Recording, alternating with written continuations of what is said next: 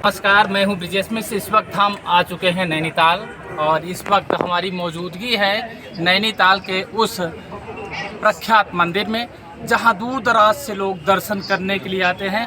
हमारे साथ कई सारे मित्र हैं, कोई अमेठी से है, रायबरेली से हैं, देवरिया से हैं, सारे पत्रकार साथी हैं। इसके अलावा अन्य लोग भी हैं। हम अब थोड़ा सा मंदिर का यहाँ पर थोड़ा सा आपको दर्शन करवा देते हैं। मंदिर किस तरीके से बनी हुई है देखिए, पीछे ये मंदिर है। मंदिर का आप लोग दर्शन करिए। इसके बाद हम आपको दिखाएंगे जो नैनीताल फेमस है, इस ताल के बारे में बताएंगे और बहुत सारी जानकारी देंगे। सबसे पहले मैं आपको दर्शन करवा देता हूँ तो मंदिर का।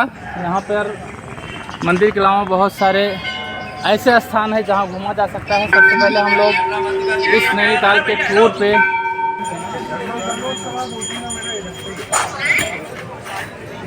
इसको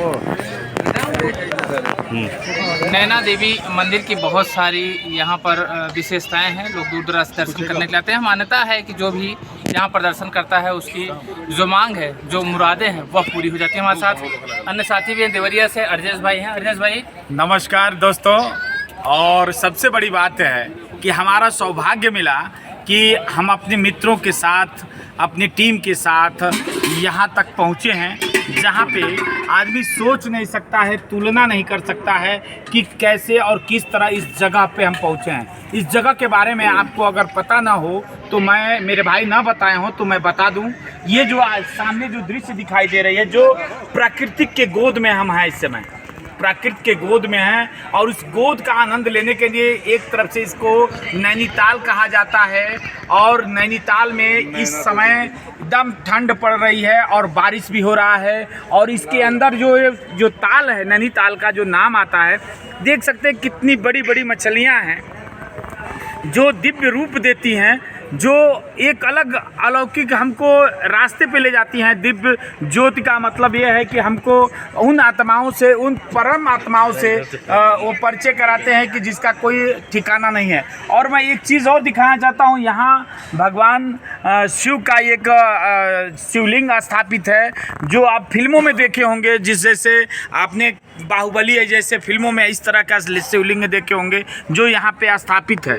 और यहाँ मेरे साथ अमेठी से आए हुए हैं मेरे मित्र। इनसे मैं चाहूँगा कि अपने बारे में और यहाँ के बारे में और भी बताएं।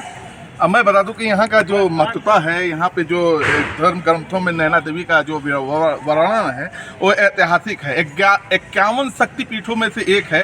और जो देवी का स्थान है, यहाँ पे जब सती हुई थी देवी, तो शिव भगवान जब शंकर भगवान लेके जा रहे थे तो उनका नैना जो है, जो आँख है, वो यहीं पर गिरा था। और इसीलिए यहाँ से नैना देवी का स्थान माना गया। यहाँ पे देवी का दर्शन किया जाता है और सारी मनोकामनाएं पूर्ण होती हैं। यहाँ पे लोग आते हैं और लोगों की हर मनोकामना पूर्ण होती है यहाँ पे।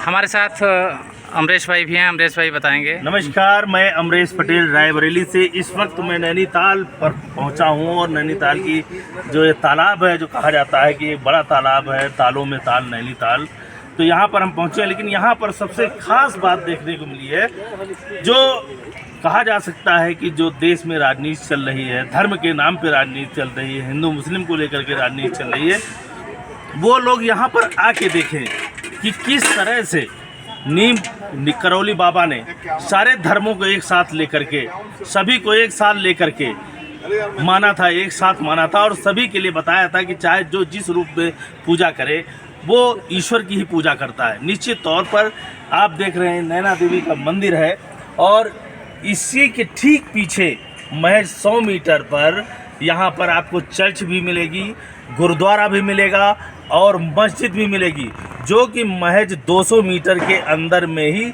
सारे धर्म स्थल यहाँ पर मौजूद है।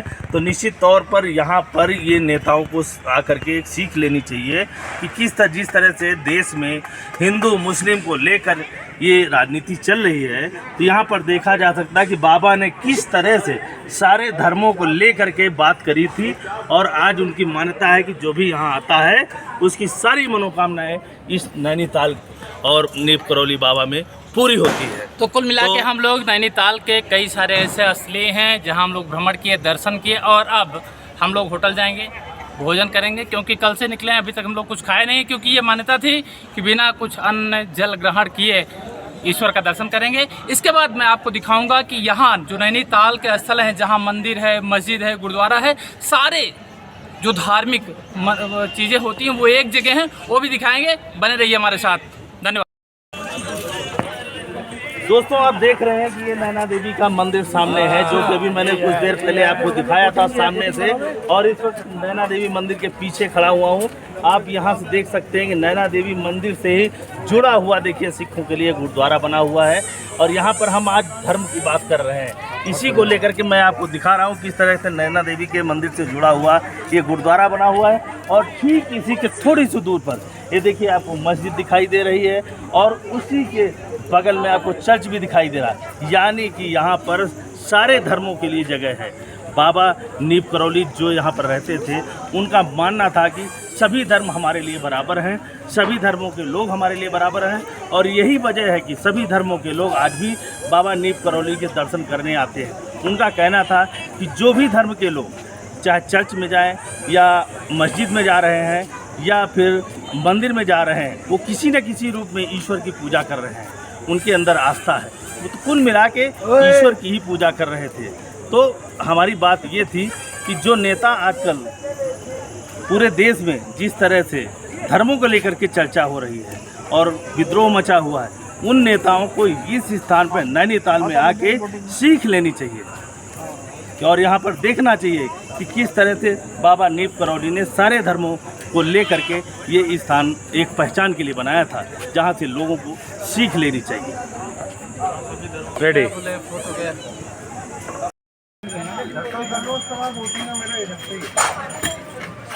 नीचे करिए।